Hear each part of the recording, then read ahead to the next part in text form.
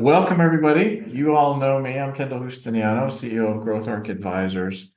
We're here to talk career planning for 2025. I really appreciate you can make the time today. A little bit about me. I'm a 30-year veteran of the chemical industry.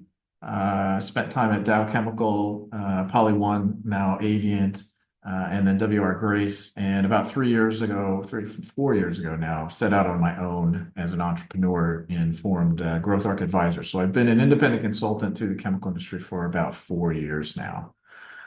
Most of what we're going to talk about today is a synthesis between my perspective as a chemical executive. My last role was VP marketing at WR Grace, and what I've learned since as a consultant. So I'm going to give you a bird's eye view to some ideas and some frameworks and some insights that really come from a synthesis of both of those worlds. So a little bit about today's session. I am assuming here that you're all in a corporate setting and you're all sort of at that director, junior executive kind of level.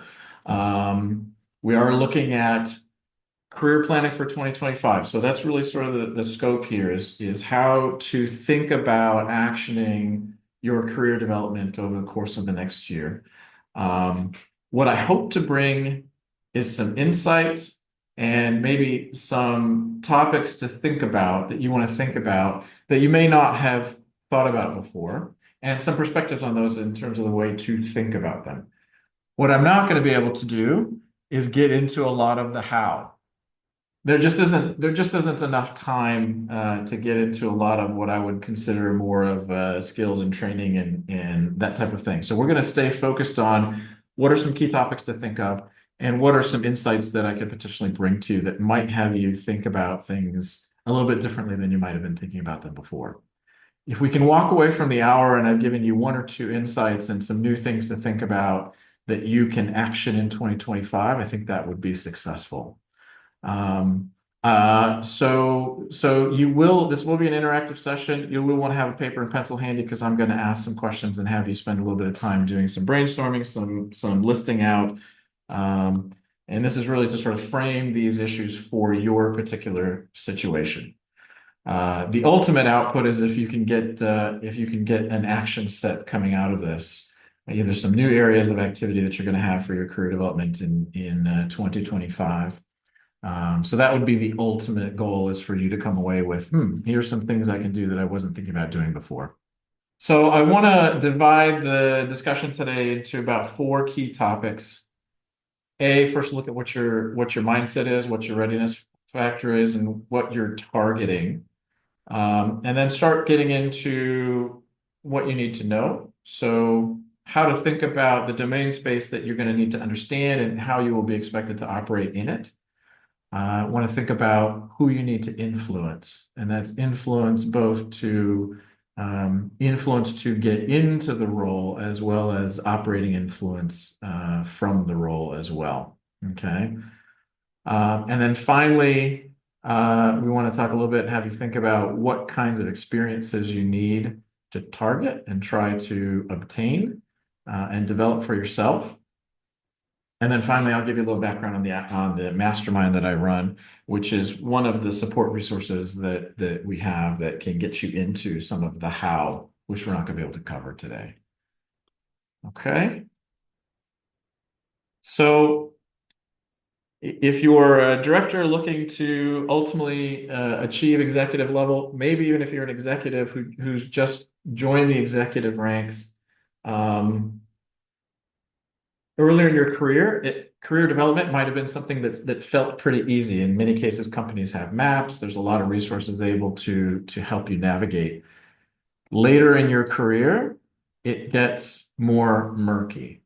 It gets more murky for a lot of reasons. Number one, there aren't a lot of roles, and there isn't a lot of, I'll say, scaled resource time spent on developing a couple of people for key roles, at least not in the way that you're used to.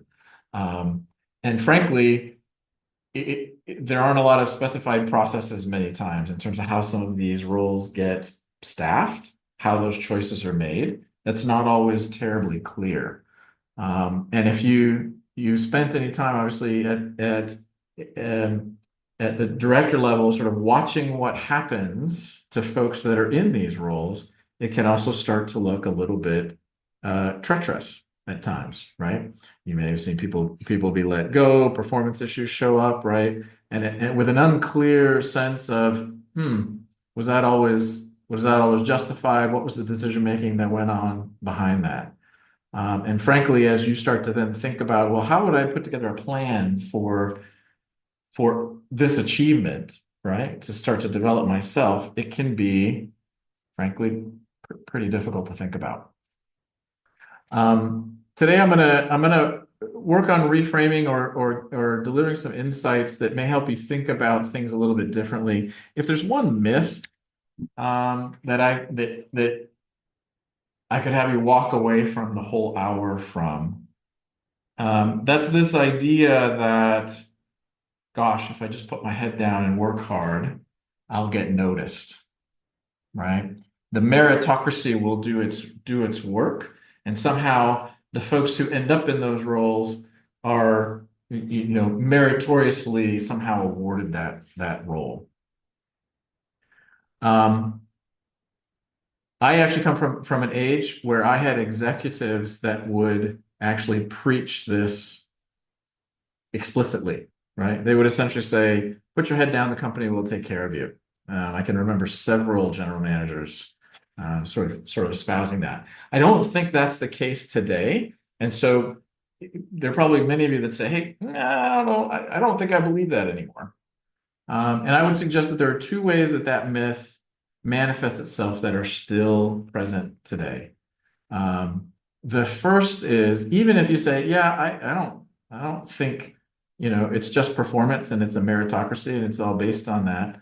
That's commonly disappeared from some of the corporate corporate vocabulary. Many times we are still behaving in different facets of our development as though that's true. Okay. And so that's one thing I would ask you to consider is, are there places where I'm still behaving as though that's true? In other words, that myth is a barrier to action, right? Sometimes it's because we don't have an alternative. What do we do instead? Okay. So that's one way that myth still is prevalent. And I find this all the time. The second way is a little bit more pernicious. It also involves folks who say, hey, I know this is not a meritocracy. I know it doesn't work that way. But if you get into sort of a mode of it's a game, right? And it's sort of a Machiavellian affair, and the choices are irrational, and it's really about who you know, not about what you do. I have heard sentiments like that as well, where people get frustrated. And that's the same myth in a reverse direction, right? That's essentially saying, gosh, I know it's not a meritocracy, but I'm really frustrated that it's not, and it should be. And that's still an acceptance of the same tenet. Okay. But it's more pernicious because it zaps your motivation. It zaps your even desire to take action to try to develop yourself. So the reality is it is not solely a meritocracy, breaking into the executive ranks. But it is not a Machiavellian sort of affair. It is a human affair. If I think of parenting, I aspire to be a fantastic parent, but I don't think there's any of us here that say we are fantastic parents and we have failings and that type of thing. And it's because we're human. It's because we're not just rational. We behave emotionally at times. We believe irrationally. We have biases, and that's the same sort of issue here. And so, if we can overturn this myth on both counts, I think that would be a success as well. Okay. So let's start in slide. Oh, there it is. Okay. First section, let's just spend a little bit of time thinking about the goal and thinking about your current state today. So I've got 3 questions. I would just ask you to take a minute or so to jot down some thoughts on each question. So first question is about your current role. And the question's there. My current role leaves me feeling like I'm firing on all cylinders and I can make out standout contributions within my current role. And I want to think on a continuum here. So score it 1 if you strongly disagree with that statement, score it 10 if you strongly agree with that statement, and make a couple of notes as to sort of what your particular score implies, right? What are some of the facets there? And I'll give you a minute here to just sit and do that right on your own, and then we'll get to the next question. So do you feel motivated and satisfied in your current role, essentially and by satisfied, I mean satisfied that your current role is going to be capable of propelling you to the goals that you aspire?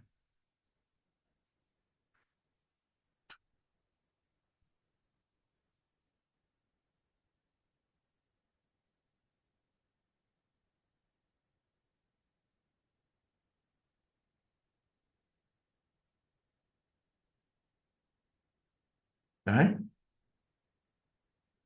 Everybody have enough time? Everybody have a sense of sort of where they would land on that question?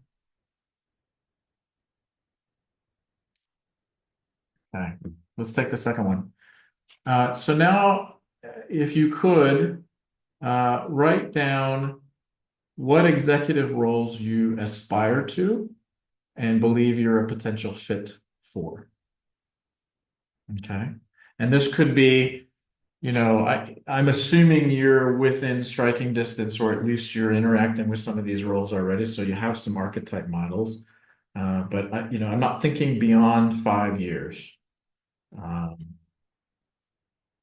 so I want you to be ambitious, but I also don't, if there's a 20-year goal out there, we're not quite there. I'm assuming you're a little bit closer to striking distance than that.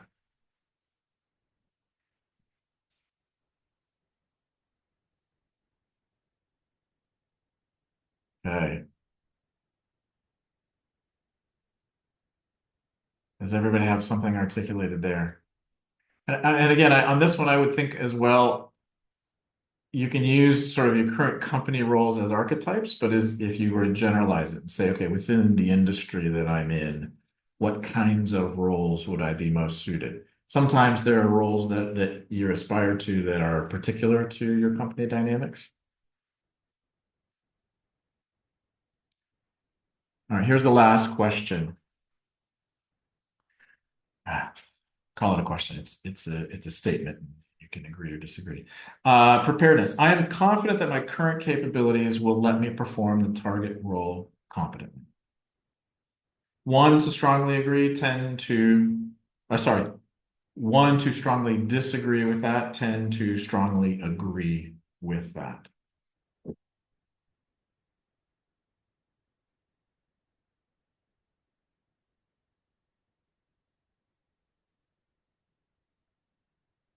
And again, jot down a few notes in terms of what factors cause you to score where you landed with that.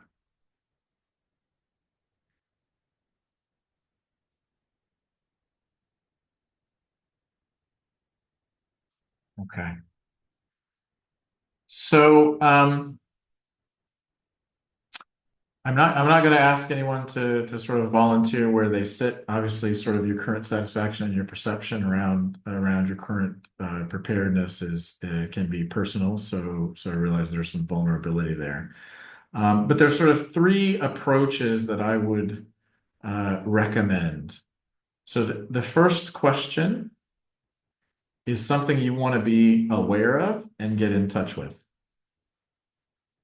Here's the reason.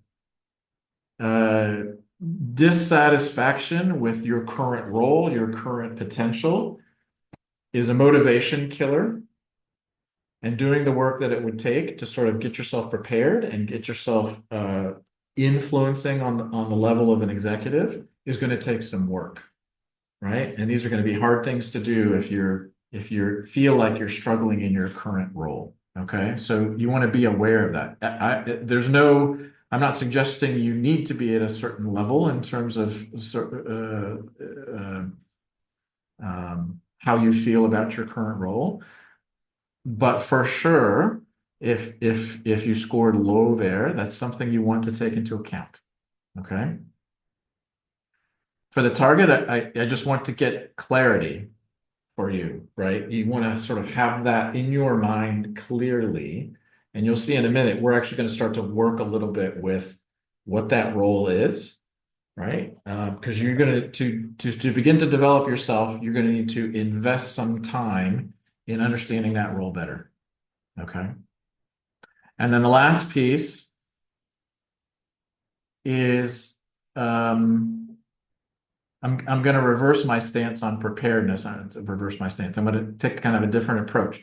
If you scored low or lower, or there was a gap between sort of kind of where you think you ought to be in terms of your belief in your ability to do the role, I want you to think about that response and check it a little bit. By check it, I mean neutralize it. Okay. This is another one of these places where that myth of meritocracy sneaks in. And so if you give yourself an assessment, I want you to be a little gentler on yourself because we have a tendency to be overly critical of our preparedness and overly assess what we need in order to be ready and competent to do a role. Okay. So check that. Recognize that lower scores or a desire to be critical with yourself on that count might actually be a cognitive bias. Okay. Very important here. All right. Any observations as you go through those and then sort of heard my perspective on each one of those?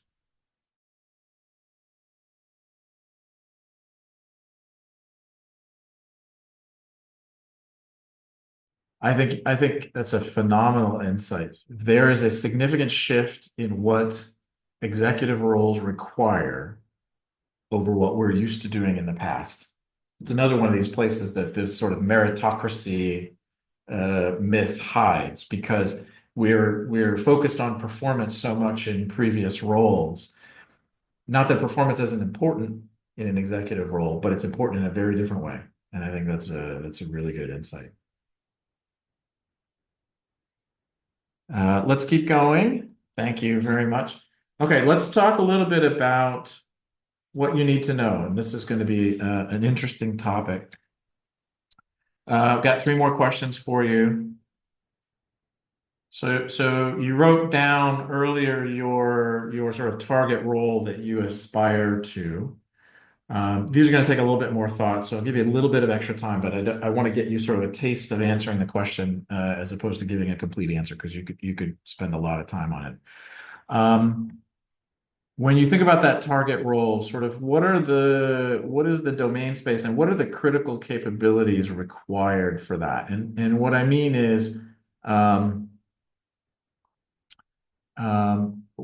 are the areas of responsibility? That's one way to think about the domain space. What are the business results that role or function is responsible for? What other functions do they collaborate with? Right? You're really trying to sort of map the playing field for somebody who's in that role. Let me give you a minute or so to jot down at least some directional ideas, and then we'll keep going with another question.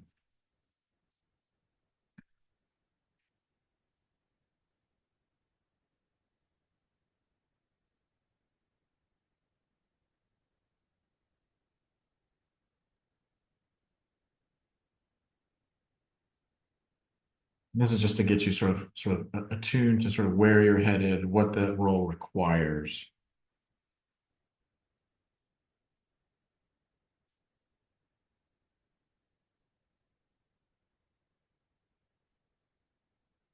Okay. Everybody got a couple of things jotted down. No right answers here, and this is really starting to ask. For any of these questions, you may come up with that's a really good question. I'm not sure. And I'm not sure is okay. But what I would think about is actioning that as part of your development plan. You'll see why gaining intelligence about that is going to be important here. So I'm not sure is a perfectly acceptable answer or your best hypothesis on what some of the things may be.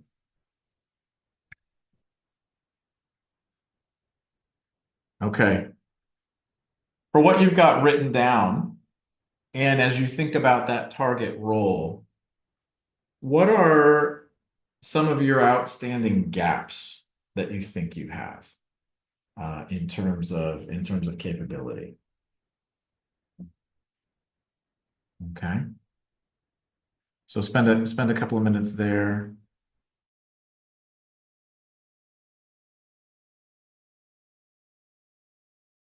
Yeah, and there's some narrative that would suggest to people who you're gonna ask to place you in an executive role that they would say, "Oh, you're not ready yet." Yeah, I would place that in the category of let's run with your belief that you've got competencies in those areas, and place that in the category of narratives that you have to overcome. So we'll talk about that a little bit in the influencing section. So if that's, hey, no, I think I've got them, then having a skill or having an experience that somebody else says you need to have in order to be considered for a role is a narrative that you're going to have to overcome, right? You will have to overcome that in some way. You've got to change a perception here. That's why influence becomes really important in this. So I would think about it that way. Okay. Um, So I want you to take, so if you've got something written for skills, I want you to actually take that list and I want you to set it aside. Okay. And I want you to think about maybe I'm going to ask you to run a different list. And I want you may end up moving something that was in the skill list onto this separate list. But instead of one of the traps we get into is thinking about what training do I need? These are common sort of developmental goals. Oh, what don't I know yet that this role knows how to do? And either go get myself the experience through on-the-job training to do it, or go get some training. Okay. What I want you to think about now is of this target domain, of this scope of a VP technology, VP marketing, general manager. What is it about that playing field that you don't understand or have not had enough experience with that you understand? It would be a gap, but it's an understanding gap. It's not necessarily it may come from a lack of having worked in that area, but let's think about it as an understanding gap, because these are the gaps that I actually want to have you think about closing, as opposed to thinking about closing skill gaps. And I'll explain that in a minute. So I don't know, Arsalan, if that may trigger some additional thoughts from your perspective. Um, I just had an executive that's technology, works in the technology space. Very familiar with commercialization, not done as much with, let's say, fundamental R&D. That's the kind of thing that I want you to start thinking about. What parts of the playing field do I feel like I don't understand well enough? Sometimes we want to fill that with an experience, and I'm suggesting you don't necessarily need to fill that with an experience. One, I don't think it has to be filled, but there is something that's needed there, and it actually will help you. Okay. Did that flip for folks create any, let me take a different pass at this, and were there any sorts of insights that you had as you did that? I realize we haven't had a ton of time, so this is something that you can also think about offline. So this is one of the myths I want us to think about. it is important to understand that playing field for the target role that you're in and the kinds of capabilities that you will be asked to manage. Okay. It is, however, not the filling it through experience and or skill gap is not necessarily the only way to fill it. And thinking that you have to have every single gap filled through that experience is also one of these places that the meritocracy fallacy sort of sneaks in. Um, I think over the last 20 years, competency models have been introduced in many companies, and I think while well and good for low-level employees, I think it's a real problem for executives because they start thinking in terms of what are my gaps to the role. Okay. And then, oh gosh, I'm not qualified for the role because I have, gaps. And that's why, Arslan, I wanted to think about experiences that you have in terms of entry qualifications that people would consider you for, not necessarily do you have everything you need for the role. The reality is most executives do not check all the boxes of the role that they're heading into. And that does not prevent them from being a functioning executive in that role. And this is the way I want you to start to think about this. So the first question, sort of, what's the scope of the role that you're targeting? If you sort of start to fill that out and develop that really well, I think this is an important activity. Okay, to understand all the different possible areas of impact, the critical success factors for that role, and to start to sort of fill in. What it provides you is a learning framework. Okay. If I now said, okay, where would you go to learn about the places that you have understanding gaps? Right? Where could you go to do that? And what you're not trying to do is learn a skill. What you're trying to do is understand the playing field. Okay. Not learn how to be a race car driver, understand the engine. Okay. Um, this concept of what's the scope and then how do you build your expertise around parts where you haven't necessarily had experiences becomes absolutely critical. This is one of those areas where the job of an executive is different than the job of a implementer. All right. You are not necessarily going to ask to run and know how to run every aspect of the organization that you lead.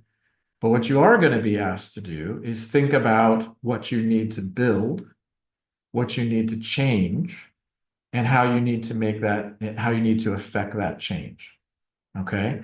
So think about it as you're no longer the race car driver, you're the mechanic, you're the designer of the car. All right. We use this framework to start to educate executives, even executives that are in the role, about how do you think about your management operating system as an executive? Both how do you think about the one that you have in place, assessing the one that you have in place, and changing it, right? Designing something different. My experience as a consultant, and frankly, my experience as an executive, is most first-time executives have very little understanding about how to assess an organization and build something different. And I say that, I don't mean to say that pejoratively. I think there's lots of executives who have really strong intuitions because they've been running organizations. And so they have a picture for what good looks like, right? The illustration of this is very common for an executive from a large company to go to a small company and struggle. And the reason is typically is these executives from large companies have worked inside of a fully functioning machine, but have never built one. And so they get to a small company and they say, I know what good looks like. I'm going to implement this system, this system, this system, this system, just like we had in that big company.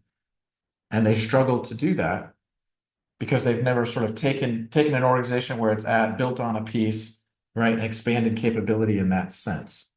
Okay. And so one of the learning tasks that you can have prior to this is to start to develop your understanding of how this machine fits together. If you do, you start to become almost more powerful. And I'll show you how that insight starts to really enable you here. Okay. We have a capability model that we teach. Here's another good illustration, right? For us, capability has about 6 or 7 different critical success factors: people, roles, governance, what's the structure, what processes do you have, what enabling methods or frameworks. When most organizations go and try to change capability or implement new capability, this is a very common failure mode. They overemphasize 2 aspects, typically the org chart and the process, right? What's the work process? All right. That's another illustration of how folks come to this ability to build the race car as opposed to drive it, lacking some of what they need. This is an area where you can start to really sort of spend time learning and use that effectively to start to influence folks. Okay. Before you're an executive, what does spending time here give you? It gives you the ability to start to elevate your understanding of what you're doing. Where do you fit in the puzzle? How is the whole puzzle put together? And I'll show you in a second how that becomes really powerful to help win the role as well. Okay. So one of the things you want to think about here, especially actioning, is hey, look, if I'm targeting this type of role, can I sit down and lay out on a piece of paper what the machine's about? And then we actually take our executives through this. We have you identify where my experiences give me really strong expertise. Where do I have places where I don't understand? We don't send people off to get experiences. We say, no, you need to go find that understanding. Okay. This is perfect conversation for mentor conversations. You know, when we get mentors, most people don't know what to ask your mentor, what to talk to your mentor about. We just sort of love the fact that we get access to somebody and they give us some sort of visibility. But here's one of the areas where you can really extract knowledge and experience from other people. So this is one of those things that you want to think about investing some time in for yourself.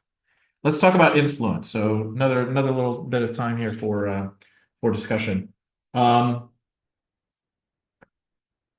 What do you know about the process by which your target role gets selected?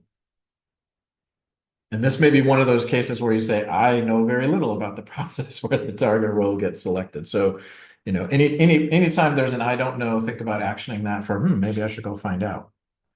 And by that, I mean, who decides, who's commonly consulted, who's out there representing competitive options, and who's representing you in that process? How does that representation happen? Okay. Make a couple of notes if you have a sense. You know, if you've not, I'm assuming folks as directors have you been in some meetings where, performance discussions are had and sort of who might be successive roles, and you've seen situations where, hey, person leaves a role and the president decides who the new executive is going to be. If you have, you probably know, as I know, that these things don't happen as systematically and rationally as you would think. And we'll talk a little bit about that in terms of influence. There's a relationship aspect here that's important. And as you'll see, there's an emotional aspect with the people who are going to depend on this executive. So the second question is, given that process, who would be your targets to influence? And what I think about that is, who would be the people that you know that need to have a narrative about you that would make them in a position to be able to leverage for you when a role would come up? These are probably, in many cases, some pretty high level folks. We tend to think of our boss first. And there's an aspect in which that's important. You need to examine the relationship with your direct supervisor. But I also want you to think about who's going to weigh in and needs to have needs to have a good perspective about me, because these are some of the people you're going to want to think about being able to influence.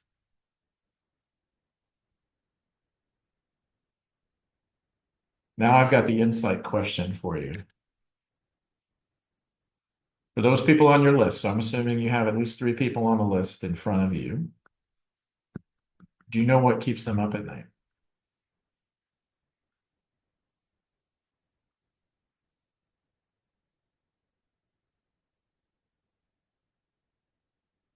And here I'm expecting people might be like, "No, I've never really thought about that." Do you have a sense? Do you have a sense of what keeps these people up at night? What are the top 3 things that they're worried about in their world? So if you don't know what keeps people up at night, why do I ask that question? This is part of sort of elevating your perspective as well, right? Understanding what their pain point is and what they're dealing with. The other reason I ask it is most of these influencers, these people who are going to make these decisions, are super busy people. And if you want to know how to capture their attention, go look at what's occupying their brain at, at night. You can think about sort of going to a CEO and sort of showing him what you're doing and putting your best foot forward. Or you can go and think about sort of addressing something that he's really got pain in some way. He'll give you plenty of attention if you hit a pain point. So I want you to think about this as both an empathy factor and a way to gain attention as well. So here's the question: how and what kind of influence are you making? How do you do this? Um,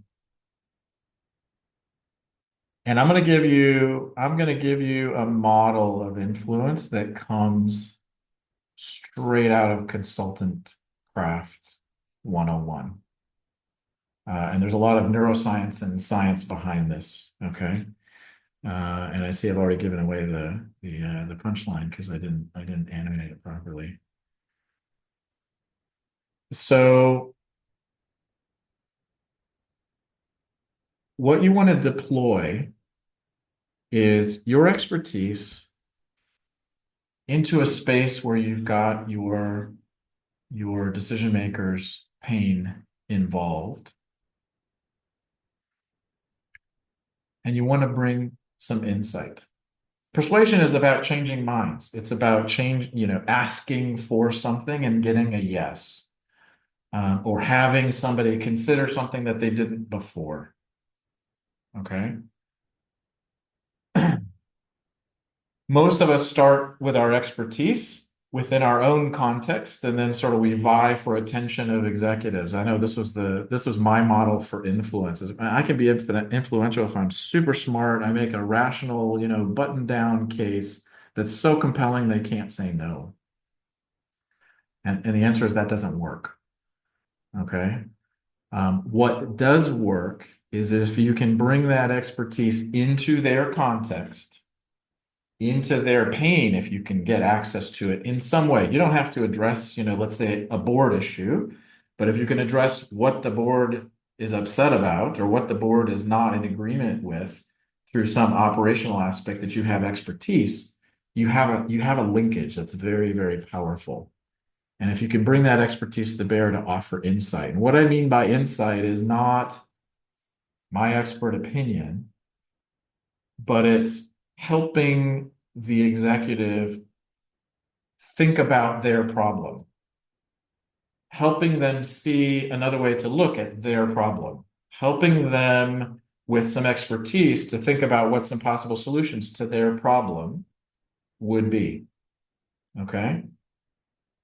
Think about it as you want to look for opportunities to become a trusted advisor to these influencing targets.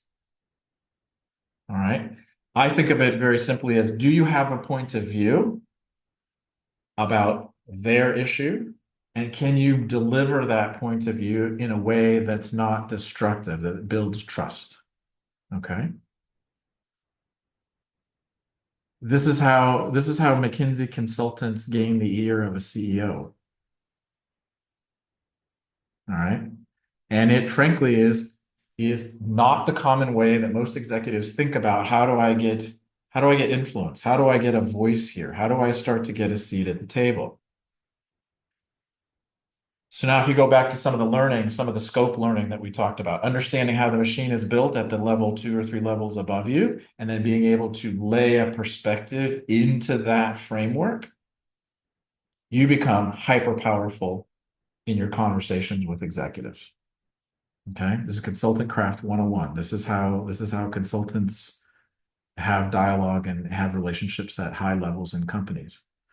Um, so I want you to think about this. This is probably not a perspective on influence that you may have heard before, but it's one that I want you to think about. The easy question that comes from this is, Kendall, he's a CEO. He's got more experience than I do. He came out of marketing. He knows marketing. What expertise am I bringing to him? How can I be valuable to him? And this comes from, here's another one where the meritocracy thing rears its ugly head. And I want to give you a perspective on sort of point of view and thought leadership. Is your expertise is different for every audience. Okay. And the way you want to think about this is the person that you're dealing with, your audience, has a certain field of understanding and knowledge. All right. You have a certain field of understanding and knowledge, and you have overlaps in there. Now, those overlaps aren't complete, right? A CEO may understand a little bit about marketing, and you have a very strong understanding of marketing, and there's a way in which they overlap, and there's a way in which there are still gaps in the CEO's knowledge, right? But it's within a space that they have some understanding, or at least they have some vision for how that fits with the rest of the world or the rest of their vision. Influence is engaging in those zones of overlap and using your zone of expertise where you have a lot of knowledge and the other person may not have much knowledge at all. And that's where your point of view sits. Okay. And so if you can link that to their pain point, you can start to have a conversation where there's a gap between what they know and what you can bring to them. Okay. And these are super powerful. So now if you go back to that scope document and think, I now have a diagnosis map, right? Where I can sit and have a conversation at a very high level about the design of the machine. And I can find places where I know I have expertise on this and where the person I'm dealing with, I either have to change a mind, I have to get them on the same page, right? Where I can exert influence. And the reality is your executives actually want thought partners. Right? They want people to be able to do this. In some cases, they don't know that they want people to be able to do this, but they will gravitate toward you if you can do this effectively. Okay. So I'm not going to address all the stuff in terms of have I proven, that I can perform and that I can operate. I'm thinking here specifically about how do you start to exert influence on those types of roles. Okay. Any questions there? I realize this might be sort of a new concept for you. If I was going to action this, I would start investing time in sort of mapping that domain of the person that I'm trying to influence and understanding where my zones of expertise are. And then using the opportunities I have in conversation with them to start to deliver points of view. What happens is you've elevated your view because you're now thinking in their context at their level, and you've started to put things together in the way they would put things together. Guess what this becomes? This becomes gravitas. This becomes executive presence, right? They will feel you as showing up in a different way because many people just show up and take orders.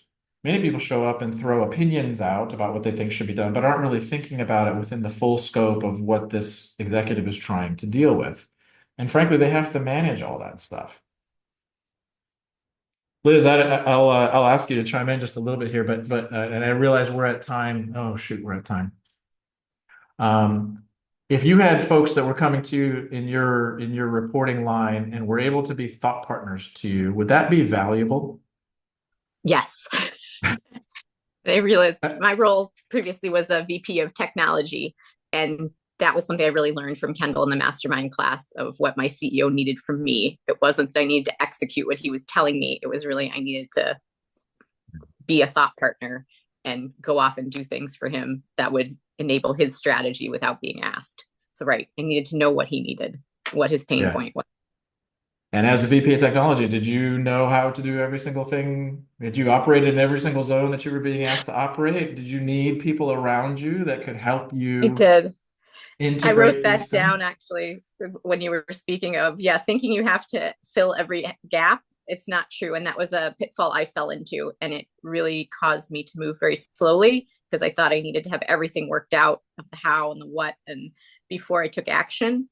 And that was some feedback I got actually in my annual review of, right, I'm I have a bias for action. It says I've printed out my annual review, but she is challenged with efficient execution of actions. She can make things more complex than needed.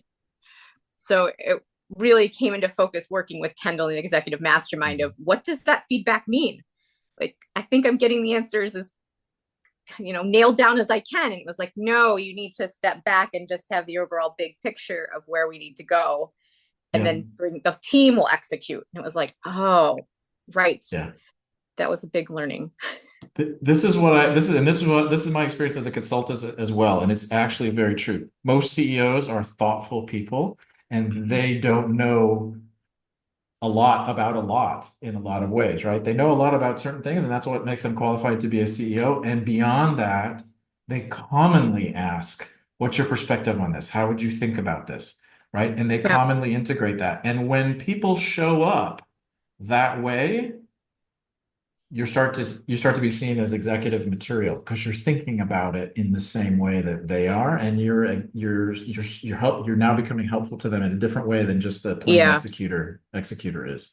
It's a Okay, real this is switch in how I needed to operate. Like I knew it logically that I needed to not just execute, I needed to be the thought partner, but doing it was tougher than I anticipated. So it was yeah. great to have help through a Eh, coach.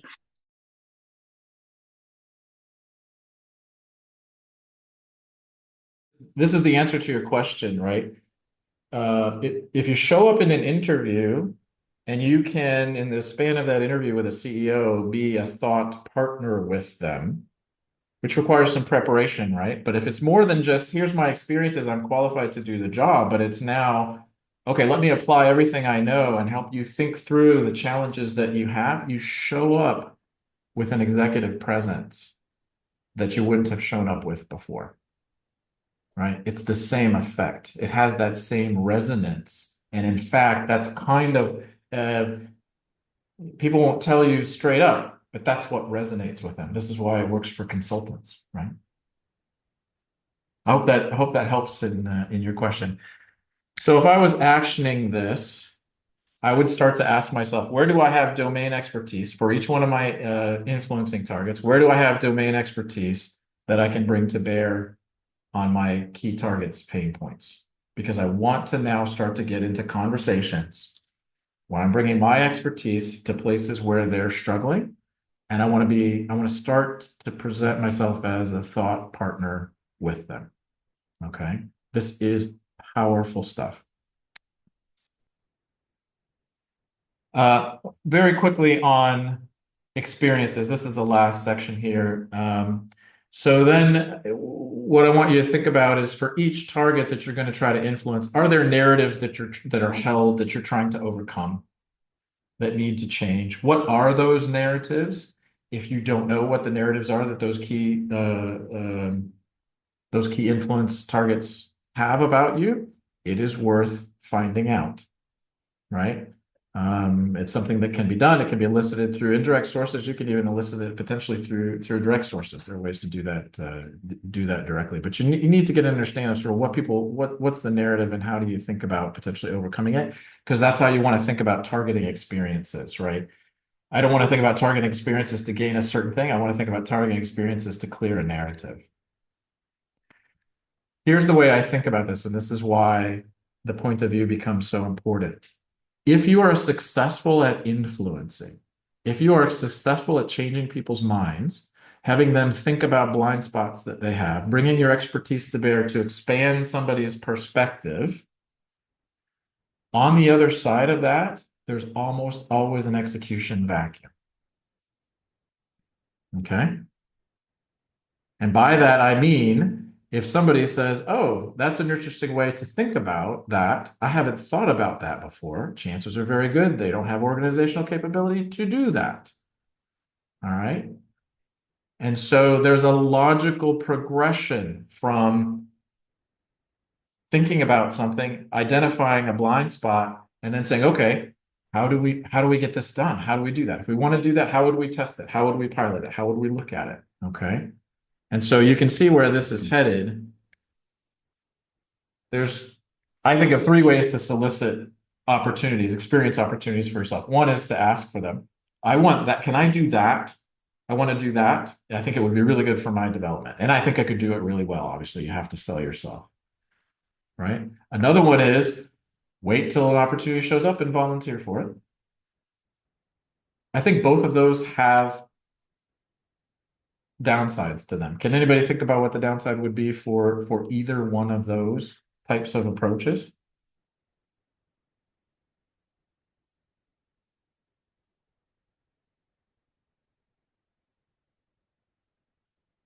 Asking for an opportunity can be seen as self-serving. And if it's not in the pain zone of the people that you're asking for, it becomes a burden. Because now it may not be the most important thing I've got to deal with. I've got to deploy somebody against, and you sort of asked for it as a good development opportunity for yourself. Volunteering, what's the downside of volunteering?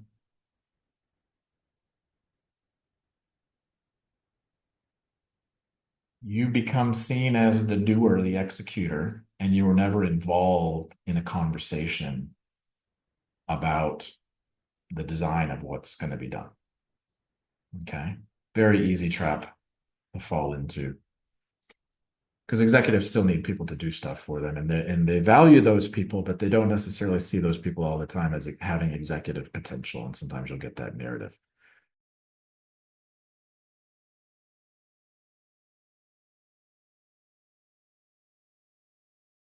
I would say the sort of guideline around time is really, really contextual. A lot of it depends very much on the very specific influences that you have, the current situation, your current role, what you're trying to aspire to. In terms of sort of some of the frameworks that I've put down here, what I would say is if you don't have a relationship that has some element of thought partner involved in it, it's going to take some time to develop that with these people. It will take some time to develop that with others as well. If the role is such that it's going to be tricky, or it's going to be tricky to sort of say, okay, I got to clear this narrative that I've got to get a very specific experience, and I'm not even seen as sort of having potential for that, then you have to ask a question about, are you in the right context to be able to do that? There's a risk with going for an external search. At the same time, most people underestimate what they can go out and get on the market if they use a similar type of approach. Most people, will I be able to find something? Is it going to have the same situation? And the more you start to sort of understand your domain and be able to speak from that, the more that executive presence starts to show up, and the more you can handle an opportunity that sort of comes your way. But it is sort of bird in the hand versus bird in the bush kind of decision, and it's highly personal, right? But that's an option. That's an option. All right. The only thing I wanted to say about this final slide is look, the best way to get a developmental experience is get involved in these conversations, co-create it. On the other side of it, very commonly there's work. Okay. And so as you think about it, you can triangulate that and say, where do I have expertise? Where do I have development experience that's necessary? Where's the pain point? How can I try to see if there's a way that I can sort of start conversations and develop relationships? once you're involved in this relationship, the doing is almost the checkbox because they start to believe that you're capable of doing it because you were involved in the original design of, hey, why should this be done and how does it affect, right? And so it just takes a very different tone with your relationships. I'm going to leave this as a summary slide to include in the pack, but I kind of was trying to think through what would be the action items that we've talked about here and where are the sort of the critical frames that I'm trying to reset for folks. Liz, do you want to? I'm gonna bring you up. Just a quick statement about my experiences. I was an executive. When I became a consultant, had the good fortune of working with some master consultants, and I started seeing the relationships with those consultants with executives on the other side, and started understanding a little bit about craft. And I was like, it was mind blowing. When I went back and looked at, I was a hypo, and I went through several leadership development courses at Dow. And all three companies had me identified as a hypo and put me through training. Nowhere in that training were these types of frameworks. And that's really what we've built into the mastermind. So it's a 12-month experience, very much like the focus we've talked through today. It's focused for an entire quarter on mindset, preparedness, overcoming things like imposter syndrome, and sort of where your strengths are. It's got a quarter on kind of what I'll call the core job of an executive, which is capability, organizational assessment, this design piece, right? How do you start thinking about this as I'm the designer and the mechanic and the builder of the car, not the person driving the car anymore? And then we get into vision and influence. The cycle I've talked through you here is effective for sort of starting to develop relationships to gain the job. This is also the core of keeping the job and operating effectively in the job. That's why they're both, they're concurrently important. And the last piece we do is personal branding. What's next after the role that you have? What's the arc you want for your career? It's essentially job search. How do you conduct an executive level job search as opposed to what I'll call a director level or manager level type of job search? They are different. And part of it you saw now in my answer to was, yeah, you show up differently in the interview because you're going to operate at an executive level now. Liz, you've been with us now for 6 months. You're in the first cohort of the mastermind. I wanted to get just a couple of thoughts from you on sort of your experience and how you found it. Sure, and I'm happy to answer any questions that folks have about it. So I started this as a VP of technology, and so 6 months in, and what I realized, I think I mentioned already, some of it was I should frame it up as it's been transformational for me, both kind of personal growth and professional growth. And a piece of that really was, I mentioned earlier, I knew that being a VP was different than a director, but I hadn't lived that before. And practicing it was much harder than I thought. I think because a piece of it was I didn't quite know what that looked like. You watch executives do their job, but they don't really teach you how to, and realizing that I really needed to be the one that was setting the direction. And I didn't need, and really I couldn't have all the pieces locked down or know everything that was going to happen. I needed to set a vision and the strategy and then allow other teams to take that and run with it. So it became theirs as well. And they became bought into it. And I think I have a natural tendency to want to get everything perfect and right and really control that. And so I was operating, I've realized now with Kendall's help, out of a lot of fear. That was kind of the underlying thing that was keeping me up at night, was fear of this not going right, fear of failure. And that really helped me back. And it also held my vision and strategy back, and kind of releasing that. And how do you do it? A big piece I've also learned through this is the art of storytelling, which I know I appreciated in an academic way of like, I need to tell a story, but it's not how I was trained or brought up or what got me recognition up until then. That had been getting results, having the data, being logical, and really taking the time to take it up several levels into this bigger grand story of where we were headed, then let the teams be the ones that collected the data or designed how we were going to get there. That's still something I'm working on, kind of letting go.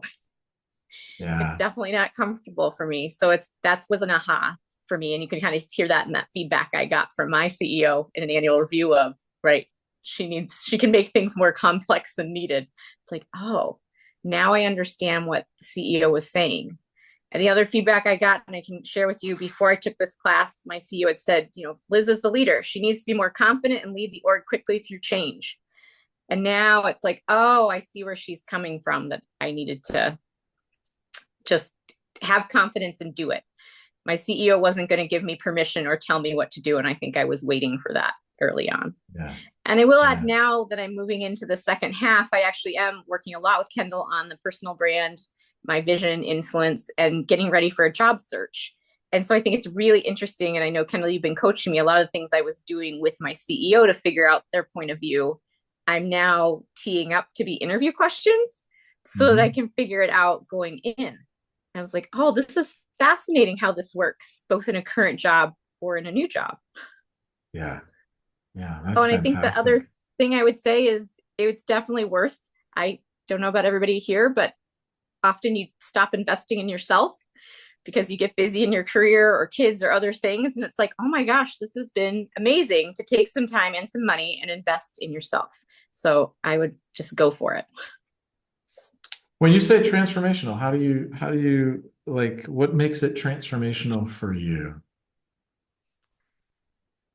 Biggest transformation for me, I've really been reflecting, is not operating from fear. And that's been a big thing to overcome, fear of not being good enough or keeping the job or what will be next, getting it right. That really, it's liberating. I've been using that framework you saw on the blank slide of the scope of the VP and working with Kendall to fill that out, of course. And it's like, oh, wait, I've got this. Like, here's who I am, here's who Liz is, and here's what everything she knows. And I've got a lot to bring to the table. I don't need to be afraid. Like, I can be authentically me. So that's been pretty empowering. And Yeah. I don't know if you can really explain it in words until you experience it. Well, I mean, when I looked at your resume the first time out, I'm like, you were a superstar at 3M. You worked on some pretty impressive projects and you were working up at the Yeah. divisional level and you're doing some significant influence in the kind of commercialization they were doing.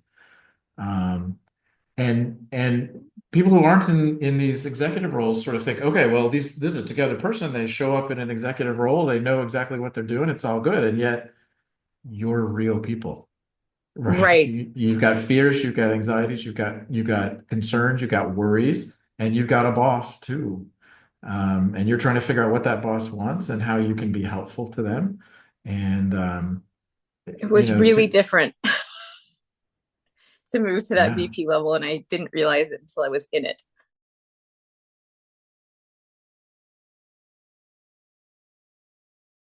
Well, that's a really good question. What do you think, Kendall? So what I would say, I don't know that I see much of a difference. What I do, there's something in the question though, and let me see if I can sort of try to get at it. Um, Many people think of influence really from that, here's my expertise, right? And a lot of times you bump your head against, oh, I tried to sell my idea and I did it really forcefully and confidently, and the frickin' organization still didn't take it up. And the recognition and what we really try to build into this idea of a point of view and the way we work on delivering it is we're human. There's a whole layer of psychology there that, Yeah. and it's cognitive dissonance, there's a whole bunch of different effects, but the frame, think of the frame as the way I draw a boundary around the thing, many times prevents us from seeing options that are right in front of our nose. And so all points of view is all influencing is being sensitive to the frame as well as that rational case. I'm not saying you don't ultimately have to make a case and it's got to be databased and all that type of stuff. But when we talk about all that stuff, what nobody acknowledges is, hey, organizations throw out really good options all the time. They can't take decisions up all the time. And what's blocking them is not, oh, I'm looking at your case. What's blocking them is they've got the thing framed improperly. right? And so that's sort of the insight around influence is you've got to have a sensitivity to the framing. And how do you change the framing independent of the case that you're trying to make? How do you even spot framing that's misaligned? And what people don't realize is they can't describe to you, I can't describe to you my frame. I don't know my own psychology to be able to do that. And so it's this sort of mysterious layer on the top where some people seem to be really influential, some people seem to have a really good relationship, and there's more sensitivity to dealing with that frame first. And really thoughtful executives, you can tell that they're working on their framing. They're trying to figure out how to think about a problem before they're like action oriented. I mean, they get to that point too, but that's the key to influence, right? Is understanding where that presents barriers. Good, good. Any other questions for Liz?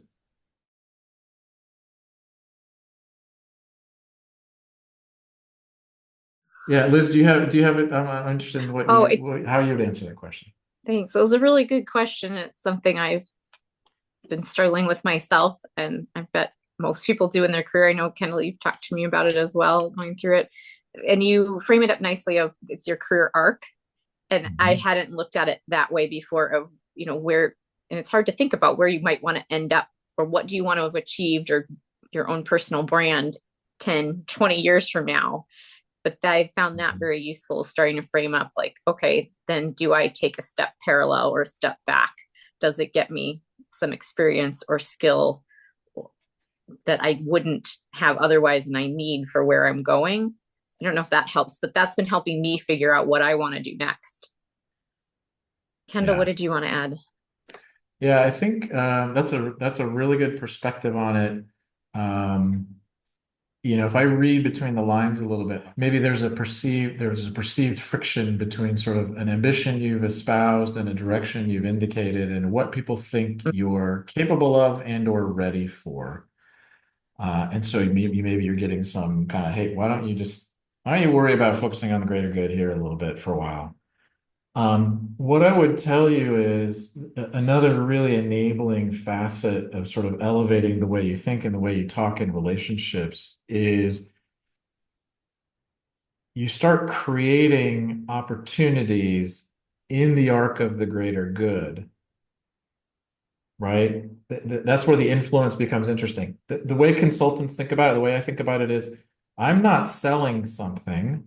I'm trying to figure out how to Mm, help the client, right? That thought partner effort should result in a win-win, right? Where I contribute something to the discussion and I open up an idea, and then I've got an opportunity to be able to operate within that idea, and I kind of earned a little bit of it because I understood it well enough to see it, I understood it well enough to bring it, I understood it well enough to work with the leader in the space. That's what happens. It's a bit of a magical thing, but that's kind of what happens when you show up in that fashion is that resistance kind of disappears because it's no longer seen as, oh, he wants that. It's a little bit self-serving. It feels self-serving maybe. And I'm really worried about this. Um, I really need him to align with this, right? It's a really powerful way to, because we always have these situations where we're subordinate. We're getting a flow down. There's a push of information coming down from the CEO about what needs to get done. And it's very hard to think about how do I swim upstream against that or how do I modify that a little bit? That could be seen as resistance. It's really powerful when we learn sort of how to deliver those points of view, that they're actually seen as a collaborative engagement, right? And so what I would say is is you may be, let's say there's a situation where you get into the situation I know it's good for my development, but I don't have other people who believe it. How do I change that scenario? This is one where it's very contextual. Some cases it's maybe I gotta find a different scenario where I can operate differently. What can I get from my credibility today? The other place is, can I shift the way in which I get audience for those opportunities by participating in the discussion up front in a different way? And so the mastermind, if you were reading through that, it's a year-long experience. I've had people say, is there some way to do it shorter? here's the way I think about that. I just took you through an arc that started with, where are you headed? What's the scope that you want to sort of play in? What's the playing field? You build that up into how can I develop a point of view based on that? It's the same sort of thing, right? Each of these quarters is intended to deal with particular traps that people fall into commonly. Um, if I break one of those traps, I know that you're going to end up in the next step needing something additional. And so if I chunk it up, I end up with folks got incremental value for what's going on. And one of the things I think Liz has echoed is I'm trying to find transformation here. And so when I designed the mastermind, I had it reviewed by an ex-partner at Korn Ferry. I had a curriculum designer help me put it together, so I really kind of understood the learning theory and what were the best sort of mechanisms and types of projects. And the ex-partner said, Kendall, this is like this is leading edge leadership development stuff. You've got some of the latest science built in here, and I'm confident in the effect because I've got that perspective from consultancy and previously being in the executive role. That's why it's what it is. That's why it's in the structure that it is. Um, and masterminds are the way to go. These are complex, nuanced issues. They're multiple you've heard Liz talk about it. This concept tied to that concept tied to what I was doing in my job. You really need soak time and you need practice time and you need an accountability Yeah. group. And that's really why we work with that type of structure. That's it. I'm gonna say this so folks who get the playback know it as well. If you want to have a follow-up call, I'm happy to sit down and talk through your specific situation and provide additional insight that would be specific to your context. Um, and as a gift to folks who attended for the time and now the extra time, um, I'll see that you get an annual subscription to the Material Growth Network, and that includes the podcast. I've got really great conversations with executives on some of those back episodes. The one I'll link to here, and it'll be in the link for the slides, is this conversation with Julie McLinden. Um, She's an SVP at Eastman. She's, to me, an archetype of a really solid, well-functioning, top-tier executive. And it's not without her trips, falls, missteps, experiences. She and I personally have been through hell together. I know of where she's been and I know her perspective. And she's one of these folks who has figured out how not to be cynical and actually be super positive about sort of very high level executive operating. With that, I'll close it out. Again, if you want to have a follow-up conversation, happy to do so.